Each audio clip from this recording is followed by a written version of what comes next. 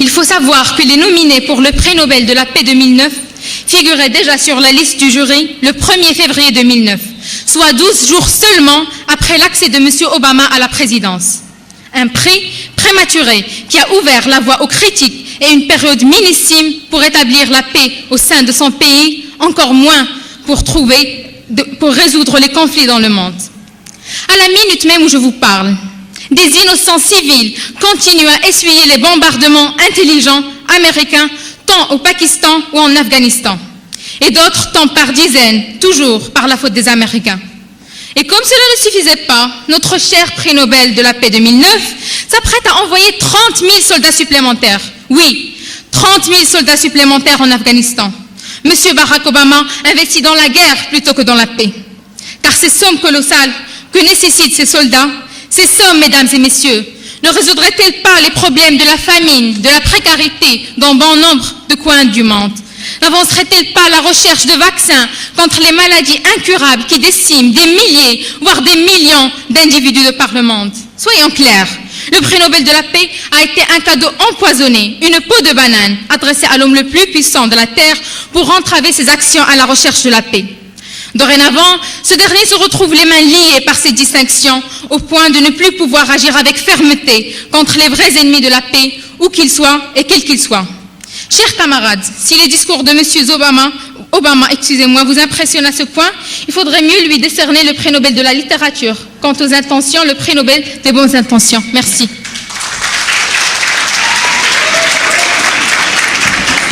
Mademoiselle Kinza, je vous rappelle que le prix Nobel, la somme que Obama a reçue, il l'a consacré pour les buts que vous avez cités. D'abord, pour la guerre en Afghanistan ou en Irak, je tiens à clarifier la stratégie d'Obama. Ces derniers jours, on a entendu, comme a cité Mademoiselle Kinza, de l'envoi de 30 000 soldats américains en Irak. Oui, 30 000 soldats américains en Irak.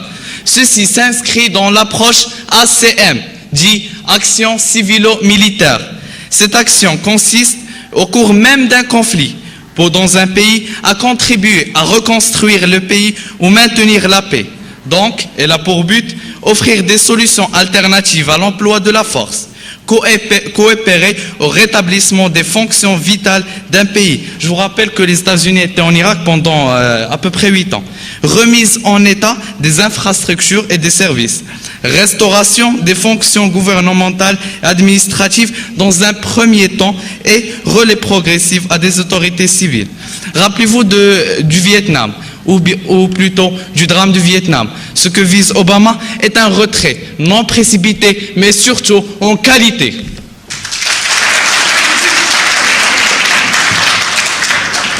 Mesdames et messieurs, pour avoir la paix, il nous semble que M. Obama prêche la guerre.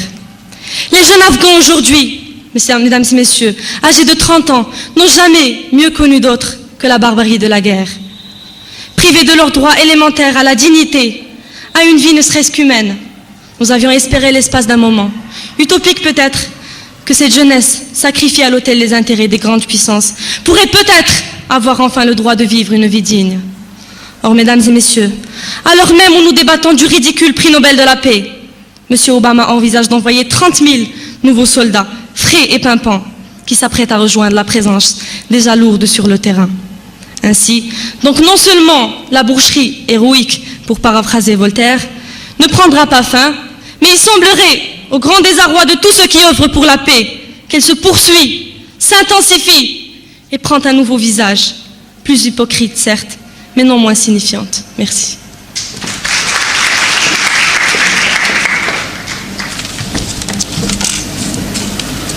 Une nouvelle vision, un nouveau concept, une nouvelle philosophie. Celle qu'Obama a créée pour mettre fin à 8 ans à une politique basée sur l'imposition de la force, sur une vue unilatéraliste de la gestion des conflits au mépris des organisations internationales. Et cela dit, qui fut fondée par George Walker Bush.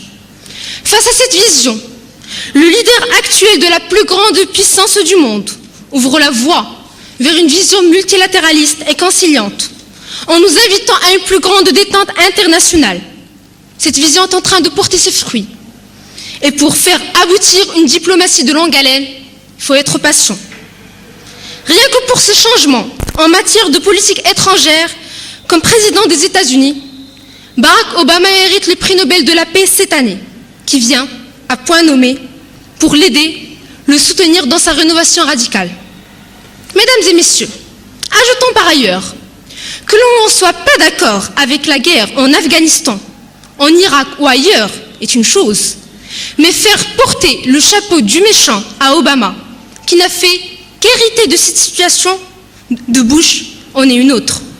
Obama est en train de lutter les problèmes de la politique étrangère qui lui avaient été légués par son prédécesseur, se trouvant sous la pression guerrière qui a été recueillie par l'administration précédente. Mais aussi, non seulement le Nobel est un prix d'encouragement et d'appel à l'action, mais c'est aussi un prix pour essayer d'enterrer 8 ans d'unilatéralisme incarcéré par Bush. Ce prix est donc à vaincre les vieux démons de l'Amérique. Alors, aidons-le à réussir.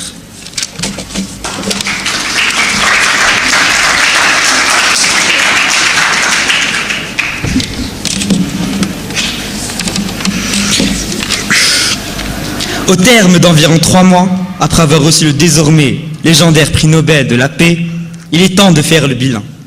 Apparemment, ce prix a été décerné pour désespoir. Il est tout à fait légitime alors de nous demander si ces espoirs sont en passe de devenir réalité ou vont demeurer de simples chimères, dont l'unique objectif serait, mesdames et messieurs, de duper, tremper et leurrer le monde entier. L'Irak, 1,5 million.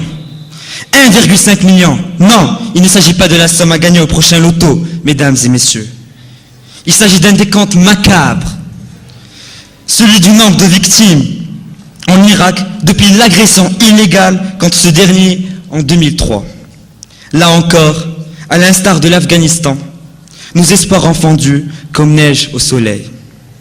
Monsieur Obama promet le retrait des troupes, certes. Néanmoins, l'échéance reste vague, tout autant que les conditions de ce retrait. Un prix Nobel de la paix se doit d'œuvrer pour la sauvegarde de l'humain et non cautionner les marchands de la mort. Or, différer le retrait des troupes américaines de l'Irak, n'est-ce pas là reconnaître la nécessaire présence américaine? Mesdames et messieurs, savez-vous ce que doit se faire un homme de paix?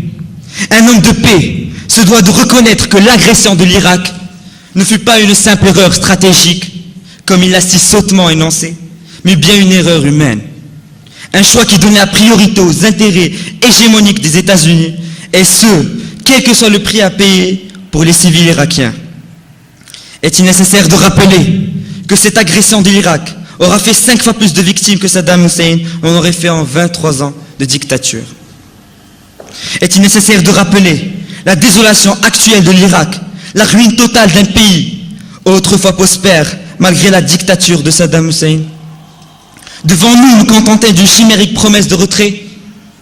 Ne devons-nous pas exiger, ou tout au moins être en droit d'attendre de cet homme de paix qu'il reconnaisse les erreurs, mais plus encore, qu'il s'excuse devant le peuple irakien, et ce, au nom de la paix et de la justice qu'il prône? Que M. Obama fasse ses excuses aux mères des milliers d'enfants injustement sacrifiés à l'impérialisme américain, qu'il s'engage à reconstruire l'Irak, qu'il demande des comptes à Bush, qu'on en demande aujourd'hui à Tony Blair en Angleterre, pourtant simple suiveur. C'est à ces conditions, et uniquement à ces conditions, que nous dirons de M. Obama qu'il est un homme de paix. Merci.